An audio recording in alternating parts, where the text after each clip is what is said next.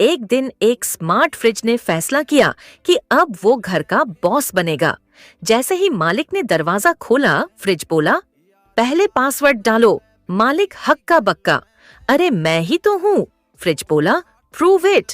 फिर मालिक ने अपना चेहरा दिखाया, फ्रिज ने स्कैन किया और बोला, ओहो, तुम तो वही इंसान हो जो रात 2 बजे चोरी चोरी आइसक्रीम खाता है। मालिक शर्मिंदा, हाँ वो तो। फ्रिज ने धीरे से दरवाजा खोला और कहा, चलेगा, लेकिन पहले वादा करो कि डाइट कल से शुरू, वरना आज से बिजली की छुट्टी। और मालिक, ठीक है बाबा, तू ही राजा। और फ्रिज गर्व से बीप बीप करता रहा। फिर किसी ने लाइक सब्सक्राइब नहीं किया।